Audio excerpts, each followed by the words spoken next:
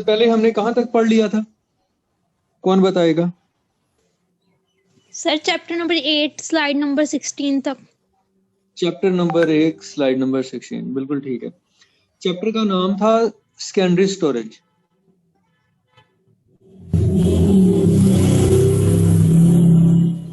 Okay, ये chapter number 8 जो है ये अब मैंने आपकी असाइनमेंट बना दिया है, ठीक है। Next time you will be submitting an assignment of all available secondary storage devices.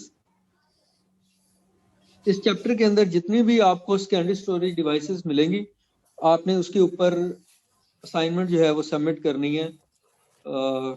Deadline क्या होनी चाहिए? Next class? नहीं सर। सर कितनी पेजेस की होनी चाहिए? सर तकरीबन 1 वीक तो दें। 1 वीक आपको चाहिए असाइनमेंट बनाने के लिए? सर पेजेस बता दें, फिर उसके हिसाब से बता देते हैं आपको कि थोड़ा सा तो रिलीफ दे दें। पेजेस की बात नहीं है, ये आपके ऊपर है कि आप कितनी अच्छी असाइनमेंट तैयार करते हैं। आपको मैंने बता दिया कि जितनी भी स्टोरेज डिवाइसेस हैं जो कि चैप्टर नंबर 8 के अंदर इंक्लूडेड हैं, आपने चैप्टर नंबर 8 ऑलरेडी स्लाइड आपके पास है, आपने वो देख लेना है और ये असाइनमेंट जो है वो आप जमा कर लें। सीआर कौन है? चैप्टर नंबर 8 में कितना लिखना है, मतलब कि कितनी बनानी है असाइनमेंट? ये आपको पता है, हर बंदे ने अपनी असाइनमेंट बनानी है और वो उसके ऊपर है कि वो कैसे बनाता है और क्या करता है और कितना लिखता है और क्या डायग्राम डालता है और क्या हेडिंग देता है और व्हाटएवर। चलें ठीक है सर। सर ये वर्ड पे बनानी है कि हमने इधर पेजेस पे बनाना है इसे? आपने ये एक दूसरे को दिखानी नहीं है, हर बंदे ने अपनी बनानी है। सही है सर। तो सर ये हमने वर्ड पे बनानी है कि पेजेस पे? आप वर्ड पे बना लें, मुझे तो नहीं एतराज, पेज पे बना लें वो भी नहीं एतराज, लेकिन एक चीज आपने याद रखनी है, अगर आप पेज पे बनाते हैं या वर्ड पे बनाते हैं या जिस पे भी, तो HEC ने हमें एक टूल दिया हुआ है जिसके ऊपर हम आपके ना फोटोज डाल सकते हैं, मतलब पिक्चर जो आप भेजेंगे या PDF फाइल या वर्ड की फाइल, वो सब को बता देता है कि किसने कितना किससे कॉपी किया। सही न्यू टूल है। हाँ ये ठीक है न्यू सर। टूल है। HEC इसके लाखों रुपए हर महीने पे कर रही है और उसकी एक्सेस हमारे पास आ चुकी है। सर ये कब से शुरू है? जब से क्लासेस स्टार्ट? जब से आपकी क्लासेस स्टार्ट, उसके ऊपर वो डाल देना है, मैंने आप सब लोगों की जो भी असाइनमेंट है वो डाल देनी है और जितना जितना जिसने जिससे कॉपी किया होगा वो समरी लिस्ट मेरे पास आ जाएगी।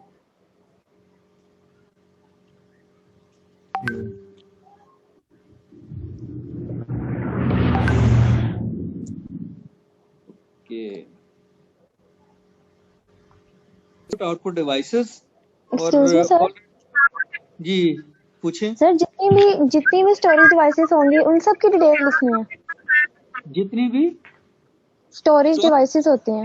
अच्छा स्टोरेज, हाँ बिल्कुल, जितनी स्टोरेज सेकेंडरी स्टोरेज डिवाइसेस आपके चैप्टर नंबर 8 के अंदर इंक्लूडेड है, उसके ऊपर आपने असाइनमेंट देनी है। वो सारी डिवाइसेस की डिटेल मुझे बतानी है, उसकी डेफिनेशन, डिटेल, उसकी डायग्राम, वर्किंग, व्हाटएवर जो आप उसके अंदर कर सकते हैं। जैसे आप हर बंदा अपनी असाइनमेंट आप खुद बनाएगा, किसी दूसरे को नहीं दिखाएगा।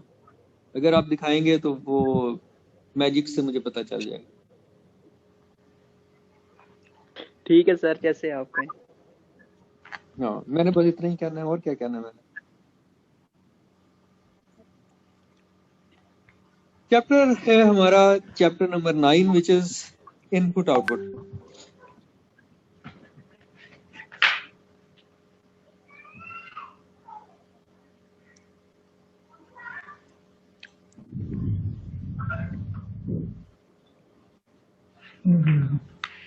सर पिक वगैरह कैसे बनाएंगे वर्ल्ड पर?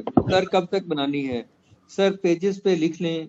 ठीक है सर, यस सर, 1 वीक दे दें। और एक और मैसेज आया हुआ है जादू। चलो जी।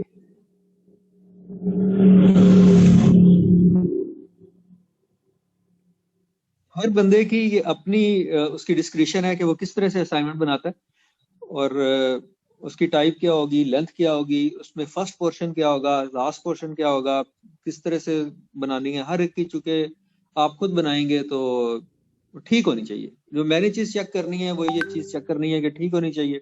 दूसरी चीज मैंने ये चेक करनी है कि कहीं दो बच्चों ने आपस में कॉपी तो नहीं की। बस ये चीज मेरी ड्यूटी है, बाकी आपकी ड्यूटी।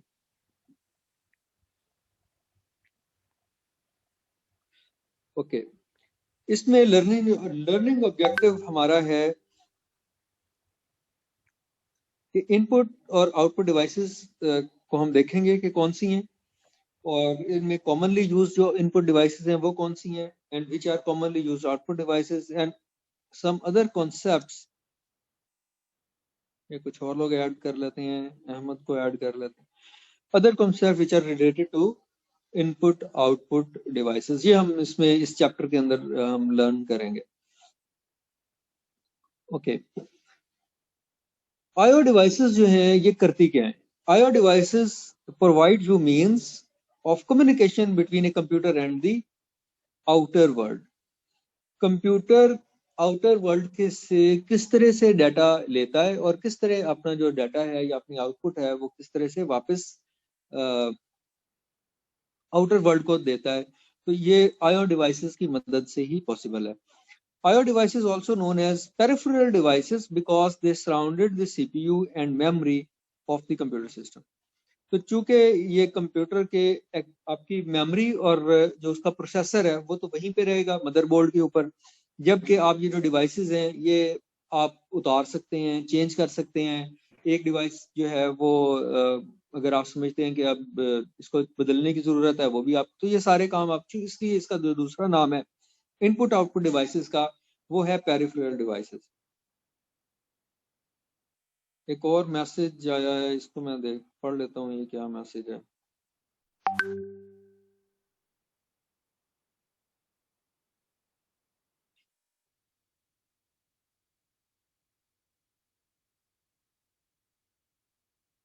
अच्छा जी, ठीक है। तो ड्यू डेट में करना तो ये चाह रहा था कि इसी मतलब नेक्स्ट क्लास में, लेकिन आप टाइम लेना चाहते हैं तो ले लें। नेक्स्ट सेम डे, जिस तरह से आज ट्यूसडे है, तो नेक्स्ट ट्यूसडे वाली क्लास के अंदर आप मुझे सबमिट करेंगे। अपनी सारी जो असाइनमेंट्स हैं वो आपने अपने सीआर को भेजनी है। सीआर कौन है, नाम बताएं मुझे। सीआर शामिल है आज? हाँ जी, वकास है सर। वो आया अभी नहीं है क्लास आज? ज्वाइन नहीं की उसने। सीआर ने ज्वाइन सर की। ना सीआर कौन है? ना सीआर जीआर महानिसार है। महानिसार ने भी ज्वाइन नहीं किया। नहीं सर, उसने भी नहीं शायद किया हुआ।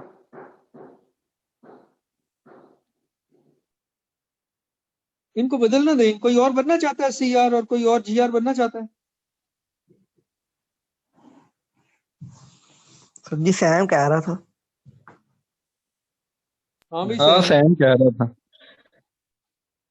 to enter data from outside world into primary storage and output devices supply a result of processing from primary storage to user। अच्छा, एक चीज आपने नोट की है कि हमारे जो इनपुट है वो जब हम लेते हैं तो वो इनपुट सबसे पहले कहाँ पे जाएगी? प्राइमरी स्टोरेज में जाएगी या रैम में जाएगी।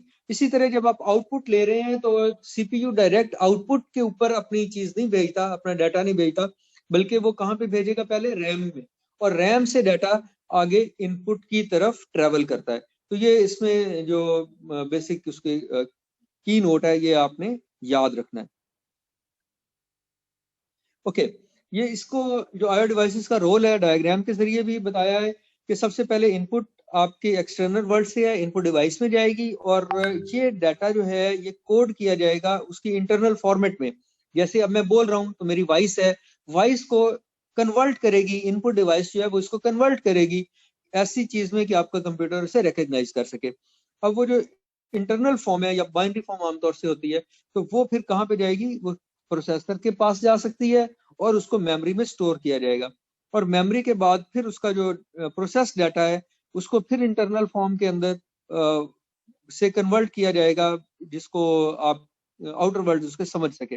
Results of processing in human acceptable form. तो आउटपुट डिवाइस का ये काम है कि वो रिजल्ट को इस तरह से आउटर वर्ल्ड में भेजे कि जिसने उसको यूज करना है, कंप्यूटर को कौन यूज करता है, ह्यूमन, तो वो ह्यूमन उसको समझ सके कि ये क्या है। जैसे वो कोई ऑडियो हो सकती है, कोई वीडियो हो सकती है, कोई डाटा किसी और फॉर्मेट में हो सकता है, तो आउटपुट के ऊपर डिस्प्ले हो सकता है, तो वहां पर आपको वो नजर आ सके। इसी तरह जो इनपुट डिवाइसेस जो कि कॉमनली यूज्ड हैं उसमें शामिल है कीबोर्ड, उसमें शामिल है point and draw devices, pointing devices and drawing devices. जैसे लेजर डिवाइसेस हैं पॉइंट करने के लिए, और इसी तरह इनपुट के तौर से हम इसको यूज करते हैं। हम ड्रॉ करेंगे, पॉइंट करेंगे और वो चीज कंप्यूटर के अंदर इनपुट हो जाएगी। डाटा स्कैनिंग डिवाइसेस, स्कैनर आपके पास डिफरेंट टाइप के अवेलेबल हैं। इसी तरह ये स्कैनिंग डिवाइसेस में सिर्फ पेज स्कैनर नहीं है, बल्कि और भी, जैसे आपने एयरपोर्ट पे आप जाते हैं तो वहां पर आपको जो डिवाइसेस नजर आती हैं, स्कैनर जहाँ पे लगे होते हैं, जिसमें आपके जो जितना भी लगेज है वो स्कैन होता है, ह्यूमन स्कैन होता है। आपके यूनिवर्सिटी में आप आए तो यहाँ पर स्कैन लगा हुआ है जो कि चेक करता है कोई मेटल तो नहीं कैरी किया बंदे ने। तो इस तरह की स्कैनिंग डिवाइसेस भी इनपुट डिवाइसेस ही होती हैं। इसी तरह डिजिटाइजर, आपके पास कोई एनालॉग फॉर्मेट में है, आप उसको आगे कन्वर्ट कर रहे हैं डिजिटल फॉर्मेट में ताकि कंप्यूटर उसको रीड कर सके, वो भी डिजिटाइजर। इसी तरह इलेक्ट्रॉनिक कार्ड बेस्ड डिवाइसेस हैं, स्पीच रिकग्निशन डिवाइसेस हैं, विजन बेस्ड डिवाइसेस हैं। ये कुछ एडवांस जो इनपुट डिवाइसेस हैं उन वो भी आपको यहाँ पर नजर आ रही है। सबसे पहले थी हमारे पास कीबोर्ड डिवाइस। कीबोर्ड डिवाइस जो है, this devices allow data entry into computer system by pressing a set of keys labeled buttons neatly mounted on keyboard connected to a computer। तो ये कीबोर्ड जो है उसके ऊपर डिफरेंट बटन्स होंगे और उन बटन को लेबल किया होगा, उसके ऊपर लिखा होगा कि ये 1 का बटन है, 2 का बटन है, या उसमें अल्फाबेट्स हैं, या उसमें कुछ सिंबल्स हैं, या उसमें कुछ शिफ्ट की, कैप्स लॉक और इसी तरह नम लॉक वगैरह की कीज। तो डिफरेंट कीज जो है वो उसके ऊपर है। तो एक जो कॉमनली जो मोस्ट पॉपुलर कीबोर्ड आप मार्केट में जाते हैं लेने, तो जो आपके पास कीबोर्ड वहां पर अवेलेबल है उसको हम कहते हैं क्वालिटी कीबोर्ड। उसकी वजह यह है कि उसका जो पहली आप लाइन देखें, जो पहली रो है अल्फाबेट्स की, वो शुरू होती है QWERT से, QWERTY, ये उसके ऊपर फर्स्ट रो में यहाँ से स्टार्ट हो रहा है, तो इसका नाम भी यही है, क्वालिटी कीबोर्ड। और अगर आप कीज गिने तो इसके अंदर आपको 101 कीज जो हैं वो नजर आएंगी, जो कि मोस्ट पॉपुलर वन है कीबोर्ड के अंदर। ये आपके पास अवेलेबल है। क्वालिटी कीबोर्ड का लेआउट जो है वो इस स्लाइड के ऊपर आप देख सकते हैं। इसी तरह पॉइंट एंड ड्रॉ डिवाइसेस, कुछ और डिवाइसेस हैं जिनको हम कहते हैं पॉइंट एंड ड्रॉ, जैसे कि these are rapidly used to point to and select graphic icon. आप पॉइंट करेंगे और वहां से जो ग्राफिक आइकन है वो वहां से उसकी सिलेक्शन हो जाएगी। और menu item for multiple options displayed on graphical user interface of screen. जैसे टच स्क्रीन हैं और टच स्क्रीन के ऊपर आप जो है वो पॉइंट कर सकते हैं। अब पॉइंट एंड सिलेक्ट, वहां पे या तो आप अपने टच कर सकते हैं, इवन आपके पास जो कुछ स्पेशल टाइप का पेन भी अवेलेबल होता है कि आप उसको पॉइंट करें तो उस वहां पर आपको वो नजर आ जाता है, आपको जो भी GUI है स्क्रीन का आप उसके ऊपर सिलेक्ट कर सकते हैं। तो ऐसे लोग जो अपना मोबाइल फोन यूज कर रहे हैं, स्टिक वाला मोबाइल फोन यूज कर रहे हैं, तो स्टिक आमतौर से जरूरी नहीं है कि आप डिवाइस के साथ टच करें, बल्कि वो थोड़े से फासले के ऊपर भी सिलेक्शन जो है वो परफॉर्म कर सकती है। तो ये इसको, लेकिन आपको पॉइंट तो लाजमी तौर से करना पड़ेगा। ओके, और पॉइंट एंड ड्रॉ डिवाइसेस में क्यों यूज करते हैं हम चाहते हैं कि हम जो ग्राफिकल एलिमेंट्स हैं स्क्रीन के ऊपर उनको क्रिएट कर सकें, जैसे लाइंस ड्रॉ कर सकें, जैसे कर्व ड्रॉ कर सकें, जैसे फ्रेश एंड शेप्स जो हैं वो फ्री हैंड शेप जो है वो बना सकें, जो भी किसी तरह की भी। इसी तरह some commonly use point and draw devices are mouse, track ball, joystick, light pen and touch screen. तो ये उसमें जो पॉइंट एंड ड्रॉ डिवाइसेस की एग्जांपल है वो आपके साथ यहाँ पर मौजूद है कि आप माउस से पॉइंट करें या ट्रैक बॉल यूज कर लें। ट्रैक बॉल आमतौर से आपके जितने भी गेमिंग जोन्स हैं या जो लोग गेम्स खेलते हैं उनको वो यूज कर सकते हैं। जॉयस्टिक भी गेम खेलने के लिए लेफ्ट राइट अप डाउन करने के लिए जॉयस्टिक यूज करते हैं। इसी तरह जो लाइट पेन है, लेजर पेन, वो यूज कर सकते हैं। और टच स्क्रीन के ऊपर आप अपने फिंगर से टच करके पॉइंट कर सकते हैं और ड्रॉ कर सकते हैं। इसी तरह इसमें जो हमारी इनपुट डिवाइस है वो माउस है। पर्सनल कंप्यूटर और वर्क स्टेशन के साथ हम माउस यूज करते हैं। तो ये माउस की शेप आपके सामने है। इसमें 2 क्लिक बटन है, एक सिलेक्ट करने के लिए और एक राइट क्लिक करने के लिए। इसके ऊपर एक बॉल होती है जो कि उसको ऊपर और नीचे आपके पेज को मूव करने के लिए जो है वो लैपटॉप के साथ आप ये यूज कर सकते हैं। ओके, ये ट्रैक बॉल का आपने कॉन्सेप्ट इस माउस के अंदर जो है वो देखा है। इसी तरह ये देखें, ये है वो जॉयस्टिक जो कि जिसके ऊपर क्लिक बटन है और स्टिक है और उसके नीचे बॉल है। तो इसको आप यूज करेंगे, आप इसको होल्ड कर लेते हैं और उसके बाद लेफ्ट राइट और अप डाउन जो है वो यूज करेंगे और थंब यूज करेंगे बटन को क्लिक करने के लिए। तो ये जॉयस्टिक जो है ये वीडियो गेम्स में इस्तेमाल होती है, फ्लाइट सिमुलेटर के अंदर ये इस्तेमाल होती है।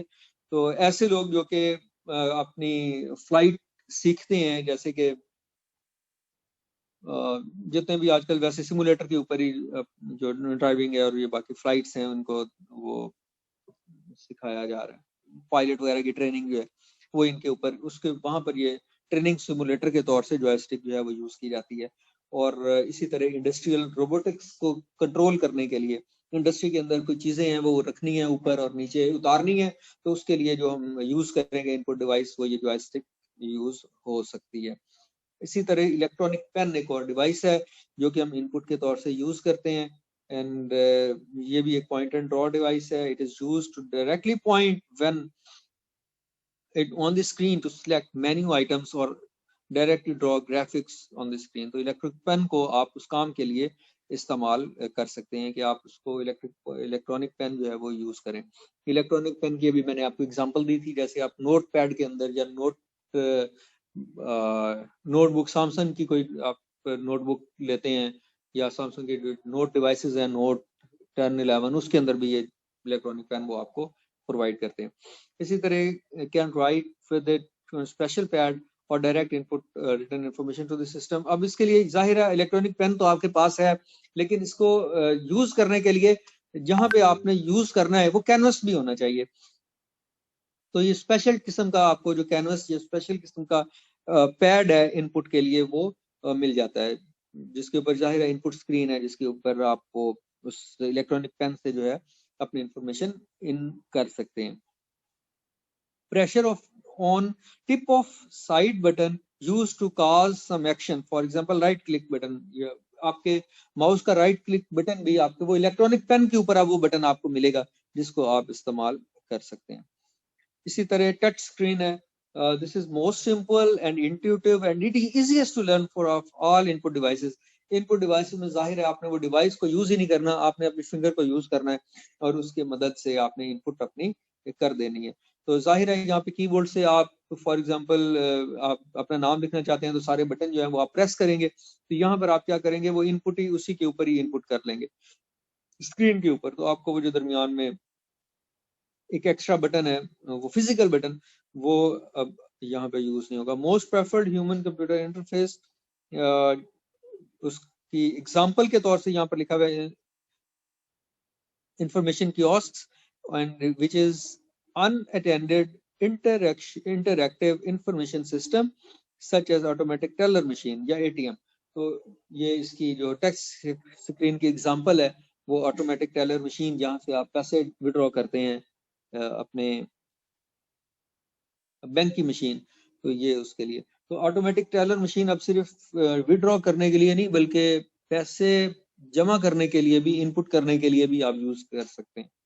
कुछ जगह पे ये भी आप अपने पैसे वहां पर ले जाएं और उसको इनपुट कर दें, डायरेक्ट इनपुट कर दें मशीन के अंदर, तो वो डिपॉजिट भी हो सकता है। जैसे इसकी एग्जांपल है, आपके पास डिफरेंट जो मशीनें, वेंडिंग मशीन्स लगी होती हैं, वहां पे आप पैसे अंदर डालते हैं और आपके रिड्यूस बाहर आ जाता है। ओके, डाटा स्कैनिंग डिवाइसेस, कुछ और डिवाइसेस हैं जो कि हमारी डाटा को स्कैन करने के लिए यूज होती हैं, जैसे input devices that enable direct data entry into computer system from source documents and eliminate the need to key the text data into computer. तो होता ही है कि हमें एक जो डाटा है वो टाइप करना पड़ेगा या उसके अंदर डालना पड़ेगा, तो हम क्या करते हैं, डायरेक्ट जो हमारे पास डॉक्यूमेंट है या कोई भी चीज है उसको हम स्कैन कर लें और वो खुद ब खुद जो डाटा है वो एंटर हो जाए। तो डाटा स्कैनिंग डिवाइस का मकसद ये है कि हमारी जो डाटा एंट्री की ह्यूमन एफर्ट है वो रिड्यूस हो, and they improve data accuracy and also increase the timeliness of the information. जाहिर है जो हमारा टाइम जाया होना था डाटा को इनपुट करते हुए, वो हमने मशीन की मदद से ही अपना डाटा जो है वो इनपुट कर दिया है। तो and these devices demand high quality of input documents, and some data scanning devices are also capable of recognizing marks or characters. तो जाहिर है ये OCR जो है वो हम उसके ऊपर उसमें है, मतलब डिवाइस है वो, सिर्फ डिवाइस ये नहीं है कि उसने डाटा इनपुट दिया जैसे वो स्कैन करके तो एज एन इमेज इनपुट ले लिया, बल्कि उसको वो बाकायदा पढ़ सकता है। अगर उसके ऊपर कोई इमेज के ऊपर कोई करैक्टर लिखे हुए हैं तो वो करैक्टर जो है वो भी स्कैन डिवाइसेस जो है वहां से करैक्टर स्कैन कर सकती हैं, जिसमें टेक्निक का नाम है OCR, जिसको हम कहते हैं ऑप्टिकल करैक्टर रिकग्निशन टेक्निक। तो वो ये स्कैनिंग डिवाइसेस जो हैं जो आजकल वो टेक्निक यूज कर लेती हैं। And design and ink specification usually become more critical for accuracy. तो इसके अंदर जो इसकी ये लिमिटेशन आप समझ लें कि आपने डाटा इनपुट किया, लेकिन क्या वो डाटा उसी कलर की इनपुट और उसकी जो एक्यूरेसी है इसके ऊपर कुछ क्वेश्चन जो है वो आ सकते हैं। आमतौर से तो आपकी जो OCR टेक्निक्स हैं वो पूरे के पूरे करैक्टर उठा लेती हैं, लेकिन फिर भी आपको हो सकता है कि एक दफा रीचेक करने की जरूरत पेश आए। इसी तरह हमारे पास कुछ और स्कैनिंग की टाइप है, which is image scanner and input device that translate paper document into an electronic format or storage of a computer electronic format of a second scanned image in its bitmap representation, and these images are stored, can altered and manipulated with image processing software। होता ये है कि जब आप image को scan करेंगे तो image जब कंप्यूटर के अंदर जाएगा तो वो आपका उस तरह से एनालॉग इमेज नहीं है, बल्कि अब वो डिजिटल इमेज के तौर से ही कंप्यूटर उसको रीड करेगा।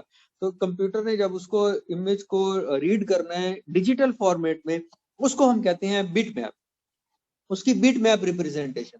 और बिट मैप जो है एक वैसे बाय द वे मैं आपसे बताऊं, ये सबसे बड़ा इमेज होता है जिसमें इमेज की सारी इंफॉर्मेशन जो है वो होती है, ठीक है। बिट मैप इमेज का साइज हमेशा बिगर होगा और इसी को हम यूज करेंगे, मैनिपुलेट करेंगे, अल्टर करेंगे। आपके जो इमेज प्रोसेसिंग टेक्निक्स हैं उसमें ये इस्तेमाल हो सकता है। तो इमेज स्कैनर जो है ये वहां पर आपके काम आएगा। तो अभी हम हैं स्लाइड नंबर 15 के ऊपर। तो नेक्स्ट जो हमारा लेक्चर है वो स्लाइड नंबर 16 से शुरू होगा। तो फिलहाल मैं आपका यहाँ पर जो लेक्चर है वो एंड कर रहा हूँ। तो नेक्स्ट लेक्चर में इंशाल्लाह हम इसको यहाँ से ही अपना जो नेक्स्ट है वो स्टार्ट कर लेंगे और आपने अपनी असाइनमेंट पे वर्क शुरू कर दें। किसी का कोई क्वेश्चन है तो आप पूछ सकते हैं। सर एक दफा असाइनमेंट फिर रिपीट कर दें, मैं जरा लेट ज्वाइन किया था। अब आप अपने CR से पूछ लें। सर CR में तो ज्वाइन ही नहीं नंबर किया। सर मैंने भी लेट ज्वाइन किया था, स्लाइड नहीं थी हमारे पे भी। चैप्टर नंबर 8 के में जो स्टोरेज डिवाइसेस आपके पास हैं वही आपने मुझे असाइनमेंट देनी है, लेकिन वो कॉपी नहीं होनी चाहिए। कॉपी नहीं होनी चाहिए पे ज्यादा एम्फेसिस है और असाइनमेंट बनाने पे कम एम्फेसिस है।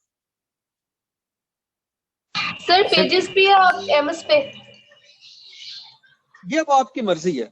आपने अपनी असाइनमेंट बनानी है, कॉपी नहीं करनी, किसी से बातचीत नहीं करनी, किसी को दिखानी नहीं है और खुद से बनानी है।